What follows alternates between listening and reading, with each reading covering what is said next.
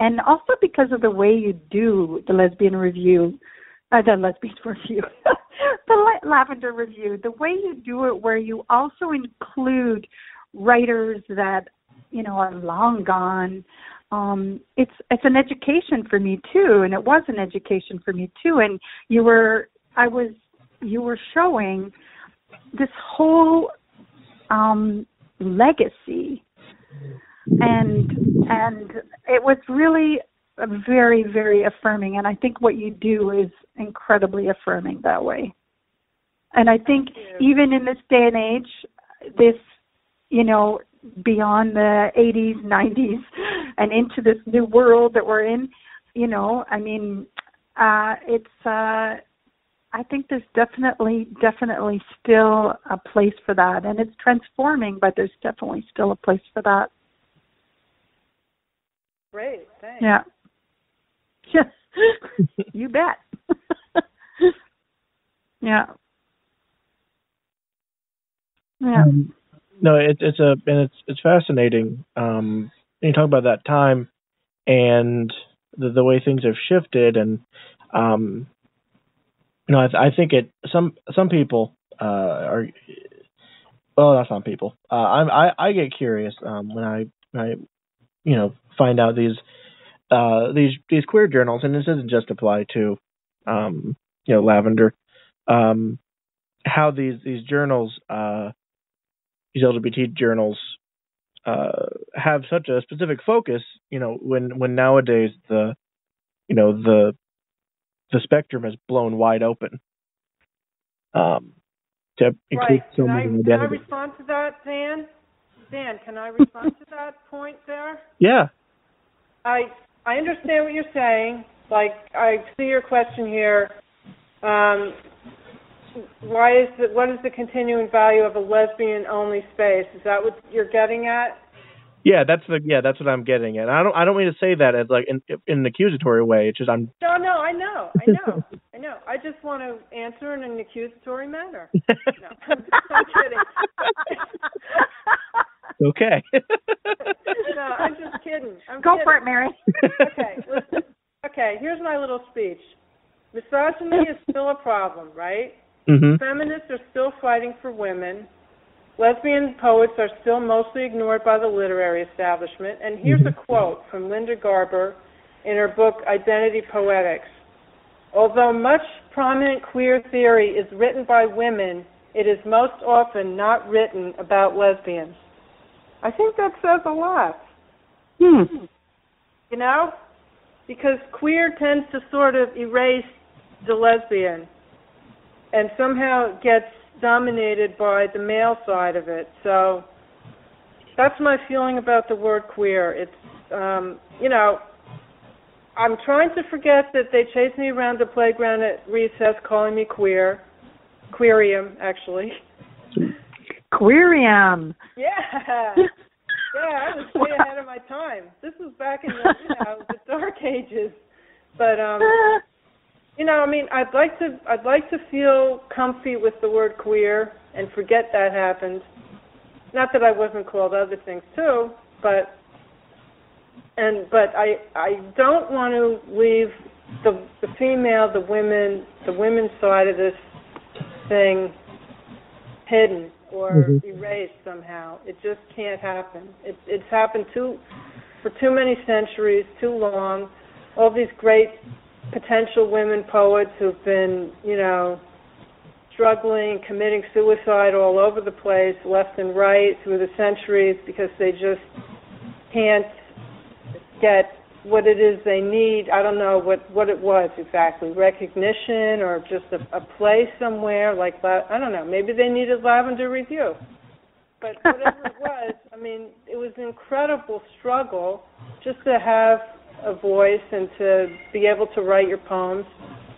And some of these poets were really, really excellent, I think, of course. Well, and Mary, I think Mary, too, yes, there's the struggle, but I also think there's a real,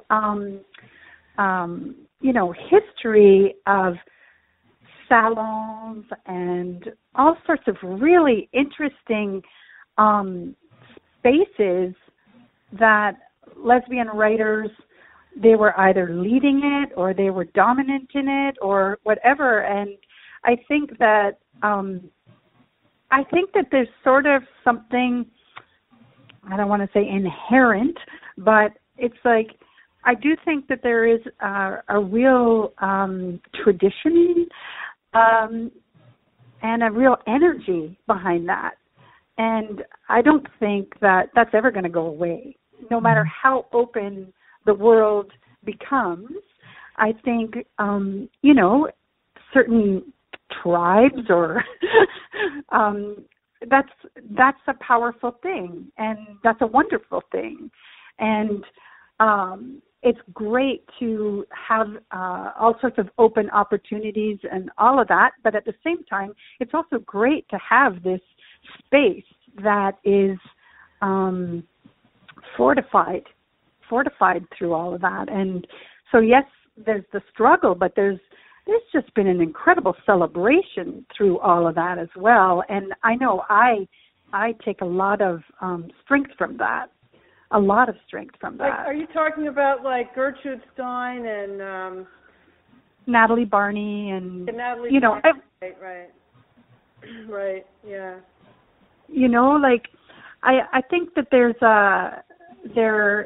is a whole facet that is just wonderful, powerful women living and loving and losing and hurting and all of it. Mm-hmm. And that's right. a powerful thing. It is, and you're absolutely right. It is a great thing, and I'd highly recommend Lillian Faderman as the great historian of lesbian literary history. Yes. But yes, that is an incredibly powerful and encouraging, wonderful thing. But it's somehow has never been part of, do I want it to be part of the mainstream? I don't know, but it's not part. I wasn't taught that when I was going through college and graduate school. I was like, maybe there was a little Emily Dickinson, That's it. There were no other female poets. That was it. It was little Emily Dickinson. Yeah. Okay, so where was H.D.? Where was Amy Lowell? Mm-hmm. These are great poets. Where were they? Yeah. Why couldn't is Philip Levine really that much better than Amy Lowell? I don't think so. And of course, shoot me, sue me, whatever you want to do. Well, but, yeah, and I can say, sorry. You can say it, yeah, because you're not in poetry, right? Well, I take poetry. I've taken poetry classes. Well, I've okay, you can weigh in. Sorry. I'm really going to say as someone who has taken like literature classes on poetry, the female poets we do read, if their sexuality is not discussed. Like Adrienne Rich, I didn't know was a lesbian until I started working with research for my interviews for this month. Wow. See, Carolyn, see? Okay, no, that's a wow. Yeah, that's a wow. Okay, that's a real wow. Yeah. See, now I don't think A.J. Rich would say, "Oh, that's great, Dan, that you didn't know that," because a lot of people say, they say, it shouldn't matter, and maybe that's why the Poetry Foundation doesn't talk about it. It shouldn't matter. Poetry's poetry. No. Right. Because, look at the wonderful explosion of POC poetry. It does matter. It absolutely does matter. Your identity What's does POC? matter. What's POC poetry? Person of color. Oh, I'm sorry. Okay. Or I guess you say poet of color, whatever. Okay. So, I don't know that expression. Okay. Yeah. Huh. Let's think of like Audre Lorde. Mm-hmm. Yes. Dan, was she a lesbian? I knew that one, yeah. Okay, good. Oh. Dan gets an A in lesbian. What I actually think is interesting in terms of what's being talked about here also is that you're talking about it in terms of the academy too. Yeah. And in terms of, educational, structures. And I think, having not come through that, I guess, in terms of writing, and I guess coming up through more performative and dance related, I'm not sure how much I am attached to the sort of the concern about whether it's taught in schools or, I think things will find find their place. And, sort of going back to music, maybe sometimes like music and spoken word and that kind of much more sort of out there way of using words and maybe being lesbians and singing it out loud or whatever it is. Maybe there's a difference too between, for example, in Montreal, one of the things that we used to have this really amazing, I forget what it was called now. I can't believe it because I'm almost 60. But it was called Le Boudoir, and it was every year, and it was poetry, it was small plays, it was drag kings. I mean, it was everything.